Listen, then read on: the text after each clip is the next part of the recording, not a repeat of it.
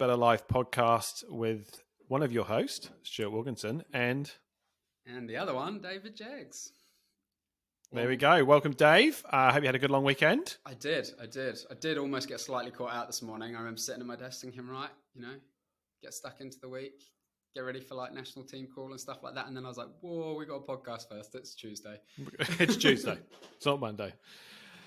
So today, everyone, we are talking about sustainable competitive advantage. And we've got Dave's going to share some really good real life examples from his business. We'll talk about it in a number of different facets of whether it's you trying to figure out at the moment, how it can help your decision making. But I think it'd be fair to say, Dave, with maybe, not going too doomsday again, but things getting a little tougher, budgets getting a bit tighter, being clear about what you're about to your customers and how you create value for your customers and yourself and what your advantage is over your competitors is probably more important than ever. Like, you can maybe get away with it when there's lots of money flying around the pot, but if there's not, you're going to have to be really clear on it. Yeah, you need to be clear on that. And it's what stands you out from the crowd, isn't it? Do you know what I mean? And it's probably where you find your maximum profit or your best profit margins. So yes, yeah, definitely. When you brought it up, I was like, yeah, that's a really good topic for that Tuesday podcast. Like, I think it's something. Well, and I think I remember last week you talked about a strategy session with a client, and they were talking around A, B, C, D clients. And I suppose in some ways, part of this is to make sure you're dealing more with your A type clients, and whatever that is for you can differ. But just being clear on your value, make sure you got a better chance of getting high quality clients, long standing clients, all those kind of things. I think if you get it right and you make it very clear, it will help you make all of your decisions. So if you ever get confused about a decision, it's like, does it work towards that? And if it doesn't, move on. But anyway, we've deviated. How was your weekend? Mine was good. It was a bit of a wet and up and down weekend in Auckland, but it was good. Thoroughly enjoyed a marvelous Blues victory, where we are going hot for the title, but don't want to get too carried away. But I am looking forward to the day that we may win, and I will phone up our Christchurch office individually and talk to them about it, because we know that the Crusaders fans love that. Yeah, I don't think Kev will be too happy. No, but it will be joyful. Yeah. But let's not count our chickens. It's been a long time. Okay, right. So, Dave, how would you start? Competitive advantage, or what does that mean to you? So competitive advantage to me, I guess. So I come at this from two sides. One, I think I came at it from a business side of things, and I probably still very much look at it like that. But then now I look at it from the other side of working with business owners. Yep. So for me, when I owned a business, it was like, well, what's going to stand me out from the crowd? Why do people are going to come to me rather than anyone else? Do you know what I mean? And I guess that was what hinged the whole idea of Beyond when we first started it, to be totally honest with you. But now, again, it's working with business owners. I think it's more about understanding sometimes what their values are and why they started the business. Because actually, quite a lot of the time, that is what makes it unique, like a really kind of unique value proposition. For me, those things are kind of more in that kind of smaller enterprise type thing. And however, I guess when you get to the bigger business type stuff, it's more around where are you making the most money? Have you monopolied the market? Have you got the client base? Do you know what I mean? So I think there's kind of two ways to look at it for me personally. And one is in that smaller one of creating that unique environment. And then as you get, say, a little bit larger, it's actually, looking at the value proposition and the scalability. Yeah. I think for me, I'll talk about it for, I guess, relevance to our clients and then maybe some broader things. I think there's two cases where it's always important, sustainable competitive advantage, but I think we have, on one extremes, you have industries where there are a lot of, I'll call it owner operated, but business owners, or, especially in things like the construction industry, where there is a lot of builders, electricians, that the model is a lot of small ownership. So you've got a lot of players, fighting over or competing over the same market. So being really clear there, I think, is important. Like, because if you've got, I don't know, if you're in the North Shore of Auckland, where I live, there's going to be X amount of builders. And so if you're all pitching over the a residential renovation market or something like that, what is your point of difference? And it's, some people go, oh, it's very hard and is whatever, but we'll get into a bit about the factors later. But I think it's just being clear about what you're about there. Secondly, I've got, another client that I work with, and I think about it, is they work in quite a niche industry where nationally there's 5 players that they do what they do, but 2 of them are huge companies, like massive. The other 2 are kind of smaller, and he's probably in one of the smallest because he's kind of up and going. But again, when you're in a very, you could call it traditional market there, where there's only a few players, again, you've got to be very clear about what you're about. So I think people can look at it both extremes, where you go, well, there's not many competitors because it's a very niche market, so it's very clear. But we've actually with that client in particular, had a long discussion around it. I think the other thing is a sustainable competitive advantage should add value to you and the customer. I feel, being very clear about what you're out is then links to your strategy and where you invest your resources to increase your sustainable competitive advantage, which then in short, hopefully create some barriers around your customers so your competitors can't come and get them. So part of it is also being very clear on your advantage so you can cement that even further down the track.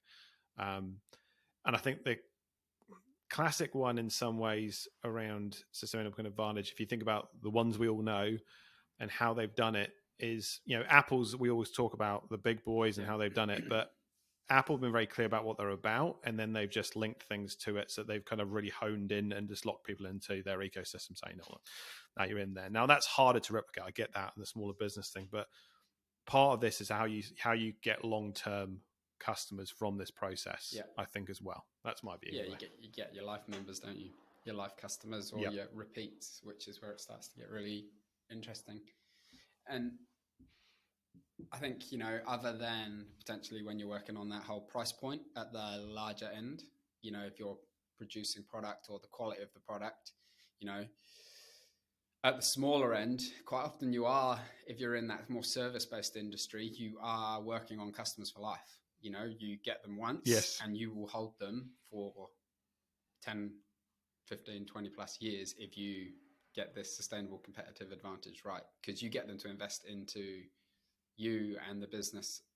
Do you know what I mean?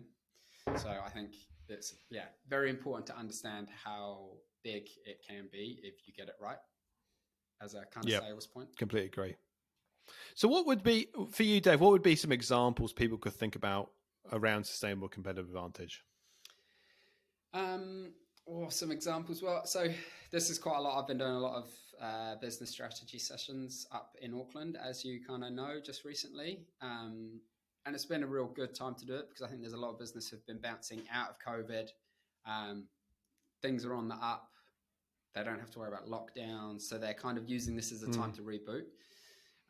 So it's actually been something that I've been working through. And quite often I'll literally just start with a big mind map and get them to tell me about their business and explore strengths and weaknesses. And then literally from there, it's highlighting what I normally try and get them to do is highlight 3 main strengths. What actually stands you out? Like, why are you good? Do you know what I mean? Not necessarily what stands you out from the crowd, but why are you good? And I was working with a videographer recently, and he was just like, storytelling. He came up with a few other bits and pieces, and then I always try and turn that into a competitive advantage for them. Yeah. So like a 1-sentence competitive advantage that hinges everything that they kind of do and believe in. So I guess when you're kind of doing it that way, I kind of work off that side of things. But I guess, you're talking either it's about a brand that people are investing into. It could be the fact that you've got a huge amount of reach that gives you that competitive advantage, a unique product, or you've got that kind of ability that makes whatever you're doing very unique. And then I guess the next ones go into that more like cost-effective type thing. But I feel like, again, that's bigger business type stuff rather than in that smaller enterprise. And then you might also get like those type of exclusive licenses. Now, I'm always going to be a little bit geared to that smaller business type way of it, because that's where I've come from and what I've known and where I had to pitch myself in the market, so I kind of understand it. But I think you still get I guess a number of importers or whatever who are medium-sized companies, small to medium companies, and in a certain industries where an exclusive distribution license for ABC whatever then means you wrapped up that distribution link and opportunity into the resellers or whatever. I guess so. But I think your point around price and is. I think it's a dangerous game to go down and be, I'm on price. Now, there's plenty of good examples where price has been the way that people compete, but it's tend to be from scale and the ability to, the supermarkets in some ways are a good example of this, but, it's a slippery slope. I find price a really interesting one, because it was something I got challenged on massively when I was a young PT back in the day. And like, I thought like not to change prices, but then eventually I was like, no, I'll try it. And I was blown away by the outcomes of changing prices. Like, and I went. So were you challenged to go up or down? Massively up. Yeah. Hugely up. Like, over 60% up. And so let's talk through that, Dave, because I think that's a common situation and it doesn't matter what size your business you are, to be brutally honest, you've come in, business is going well, you've grown, whatever. You're new to business. I need to get some sales. I need to get some money in the door. So I will take anything. So I guess, we're going to go on a little bit of a, tangent here. But so average lifespan of a PT is 18 months. Yeah. So you get that first year of thinking, oh, this is glamorous. And then you realize actually it's not. You have to work at 5 o'clock in the morning till about 7 or 8. Then you have this kind of busy period during like that kind of after school drop, and then you're busy at the end of the day. So it's actually horrendous, actually, as a life shift. So you're like, this is not going to last. So they have this natural drop off. Average kind of pay rate is probably about $60 an hour when you actually work it out. But that's obviously only when you're with clients. And I remember being challenged by this guy who I learned a hell of a lot from him over my time as PT. And he was actually a client of mine. And he was just like, you need to put your rate up. And in your head, that goes against everything you believe in. You're like, if I put my rate up, they're going to leave me. They're just going to go to someone else. And he was like, no, you need to put your rate up because you're good. It's like, well, yeah, I do think I'm better than the other PTs in the room. And he's like, well, why are you charging the same as them then? And it was a real challenge. And I guess cutting a long story short, I put my rate up through the roof because I wanted to clear out some clients I didn't want, but keep the ones I did want. I didn't lose any clients. I just got more asking for me because they thought that I was better. There's a price psychology about it. As that's more expensive, so it must be better a little bit. I guess Dave was it a bit about that? Yeah, literally it was, and it was like mind blowing. And then every time people would be like, "Oh, you charge a lot compared to other people. Why?" And I was like, "Well, I'm good." Was that your sustainable competitive advantage? It wasn't my sustainable competitive advantage, but it was amazing. People just went, "Oh, okay." So it was this really bizarre thing. Like, that wasn't a sustainable competitive advantage, but it blew my mind on the price point of like, actually, you don't have to go down to be better or to sustain more. Or to get the volume, because I guess if you put yourself, I don't know, in simple maths, if you double your price, you can do half the work and get the same amount of income. Yeah, which means that you can then put more quality time into the clients that you do have. You can be the guy who's responsive. And deliver a better service. You can be the guy who checks in regularly, sends them a message. You can be the guy who forwards them stuff that's relevant to them because you're not servicing as many people.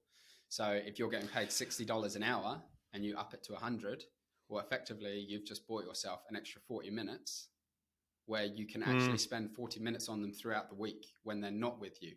And that 40 minutes is priceless because they're like, oh, he genuinely cares.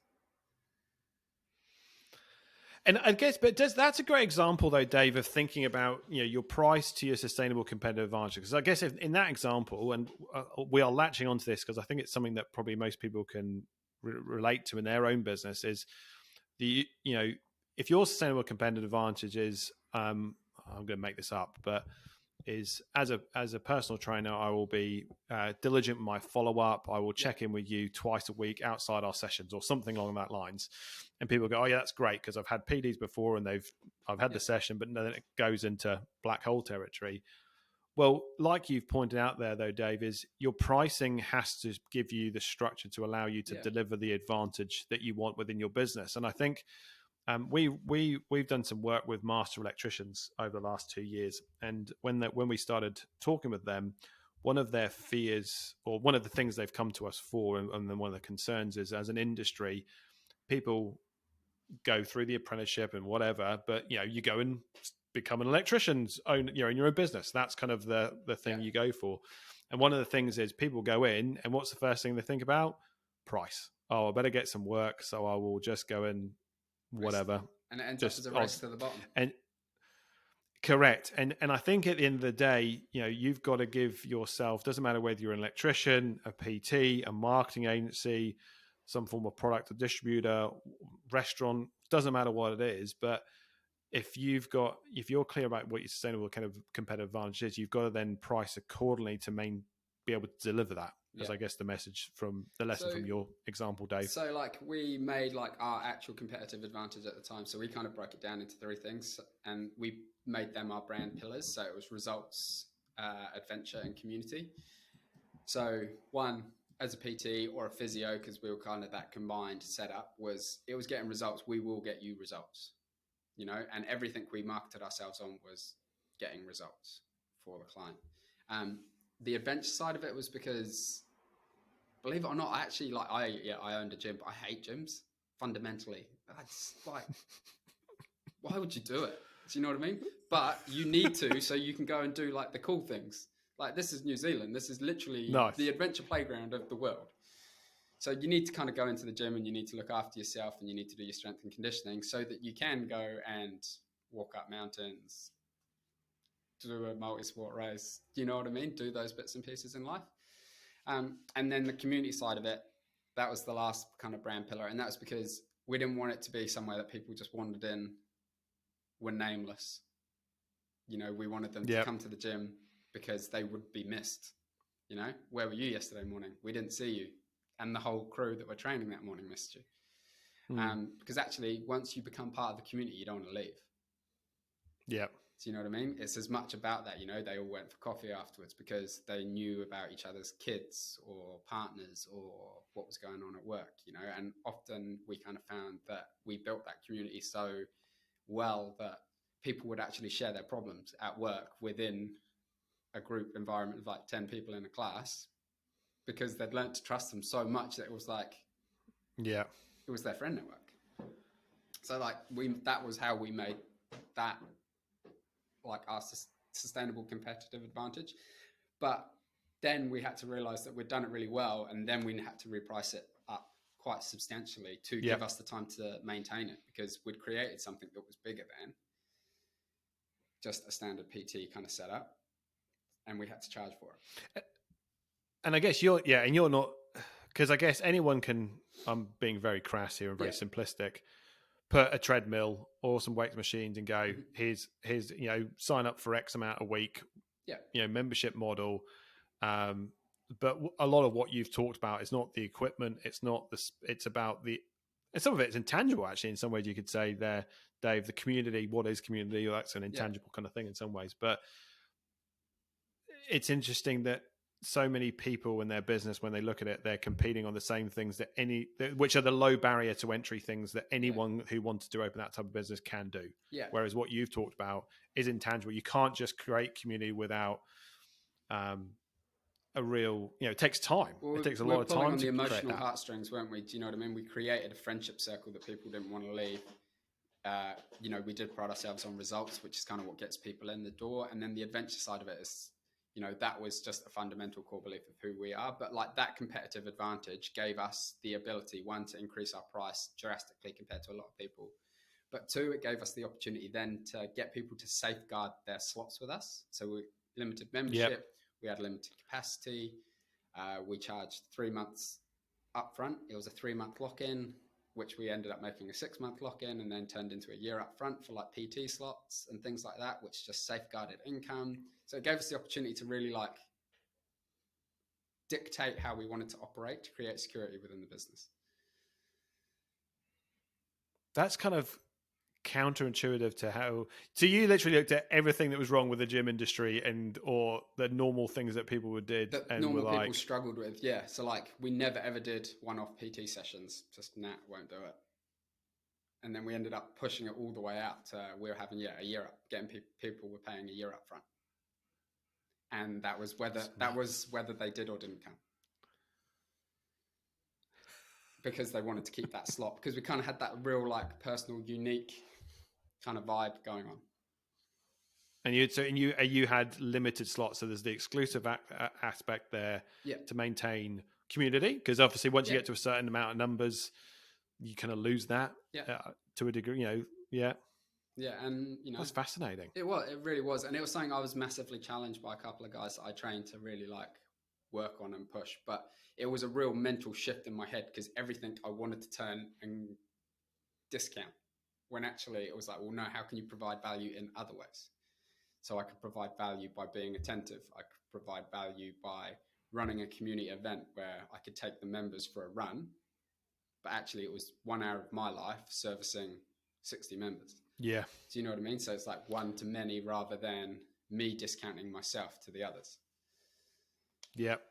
So, and Dave, we were talking about this before, sort of one of the things that sustainable competitive advantage for your previous business, one of the things that when you realized it in some ways was doing things that then went out of that, and you made decisions which were, you thought were good at the time, but actually what the sustainable competitive advantage kind of lesson that's taught you is be true to yourself and try and be really good at what you do rather than kind of diversify too much. Yeah. So we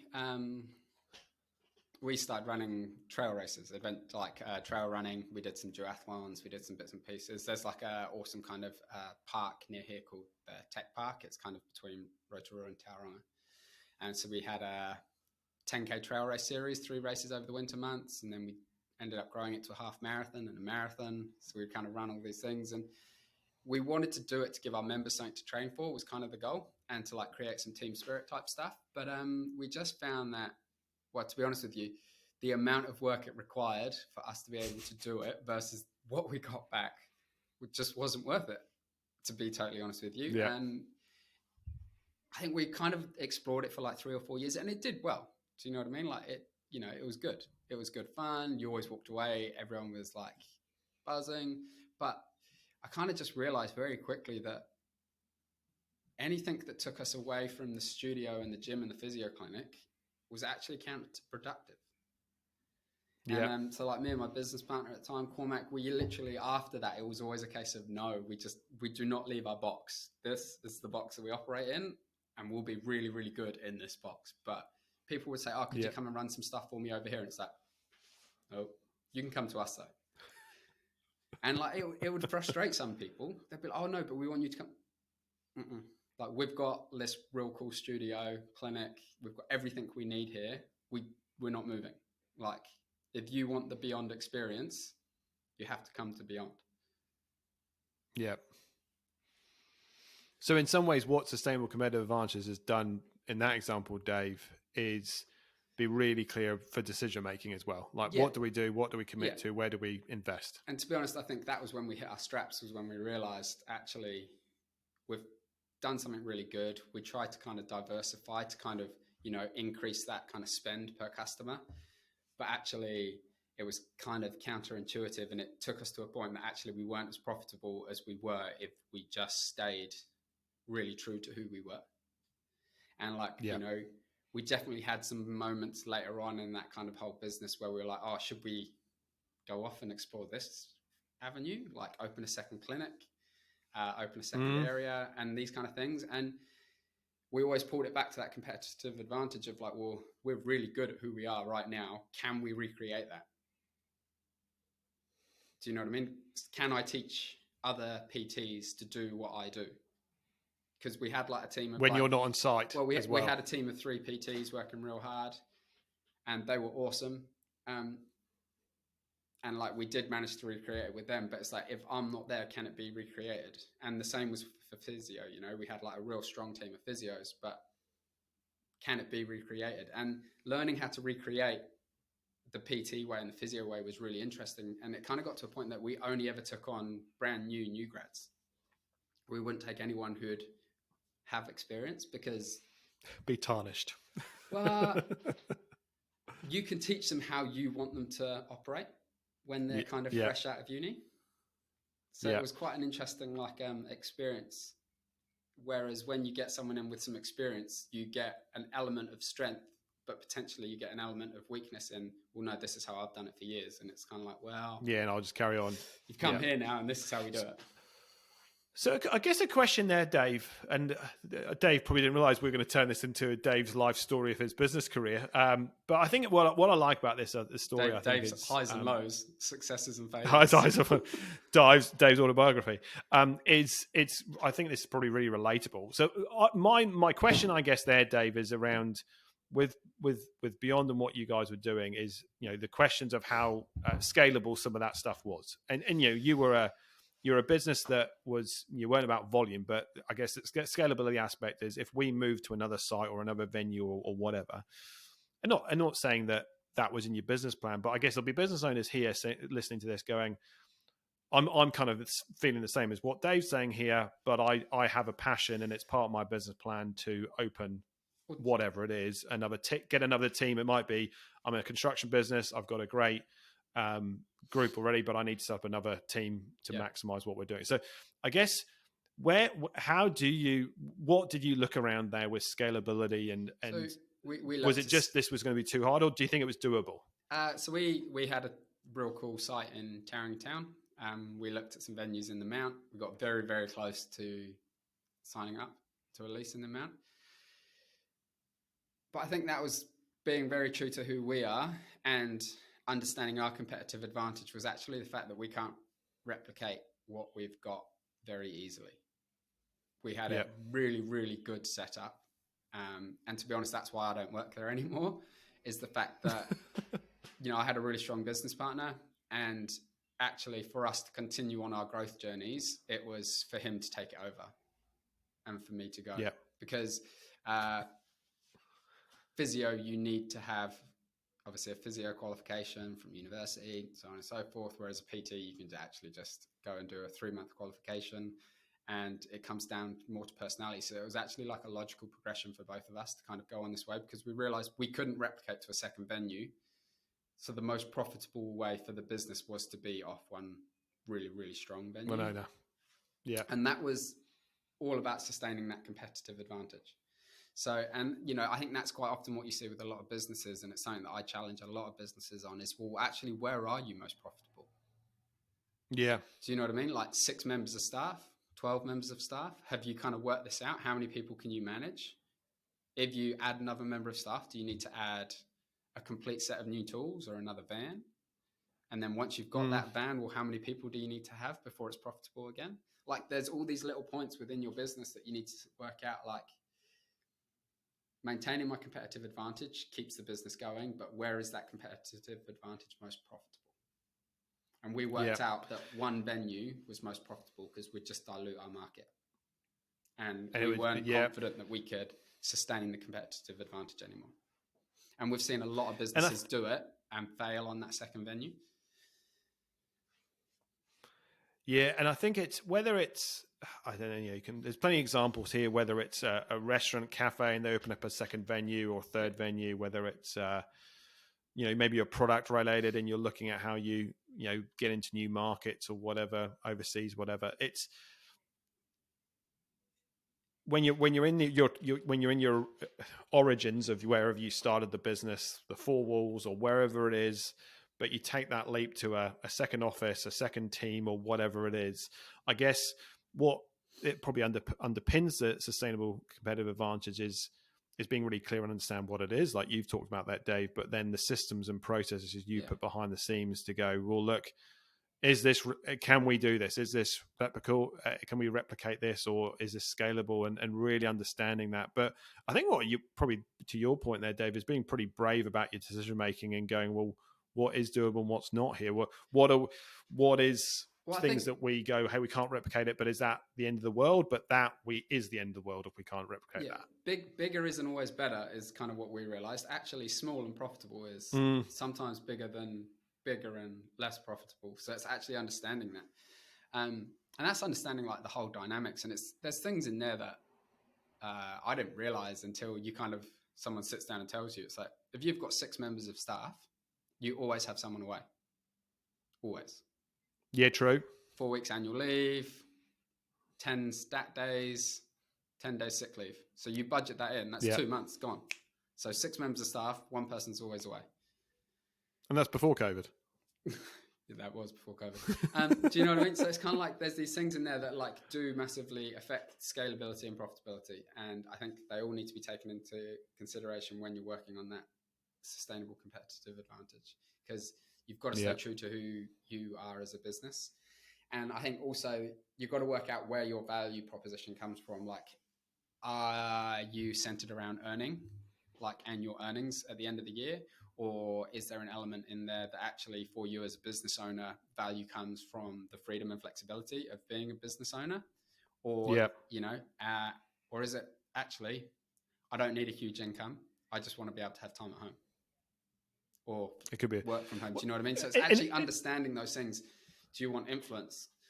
Because these things all affect what your competitive advantage is, and then how you then drive your business.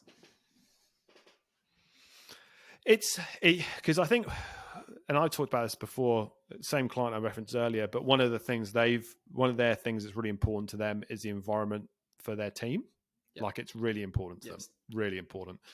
And I think, and we've talked a lot about that, about the size of growth, because he's been, this business is a consulting business, and he's been growing like 100% in the last 2 years. He's doubled his revenue, and now got a team of 3, and the trajectory is that's going to keep going. No lack of work. But we talked about that. We said, look, what size of business is, and this wasn't, we didn't talk about numbers, but we said that you can maintain what you wanted here. And we said, he was like 10. That's it. And it doesn't matter if he could get to 20 and what that means in the surge of revenue, but we talked through it about what he wants in his involvement with his staff and his team, the ability, how involved he is and not involved with client work and all that sort of stuff. It's just, and I think there is a reason often people start their business, and I think you've talked about a little bit there, Dave, about frustrations in an industry, what a model that might have always been in place and ingrained has kind of meant a result for customers. So going back to what you actually started the business for is a really good starting point, probably around sustainable competitive advantage, because you did it for a reason. Yeah. And that's the thing, isn't it? But understanding that and working at how it kind of sells into your business is the real crucial thing. And I think really when you set up a business or you come up with your kind of concept, understanding the scalability of what you're doing and how you sustain the standards that you've got, or understanding how you can like replicate it. It's all about that, because there's so many external factors that are going to come into play, and you need to be able to keep your key point of difference. Do you know what I mean? Whether it's price point, whether it's the quality of the service that you're providing, you need to be able to replicate it. And before you even consider any form of growth, can you sustain who you are as a business? Yep. Because it will change all the time. And I think that's really, really important to understand. And then, do that budget, do the forecast, actually work out where is your most profitable point. Because quite often it's like you'll get to a point and it's like either you can't get the staff because you can't replicate what you're doing. You've saturated the market, and actually there's no more people out there to go and do the work for, whether it's window cleaning or something like that. There's only so many people who are going to want their windows cleaned. So at what point do you hit saturation and like monitoring that? So there's just lots of things to do and to keep in mind when you're building that competitive advantage, I think. But I think it all comes down to the business values and that like unique proposition that they've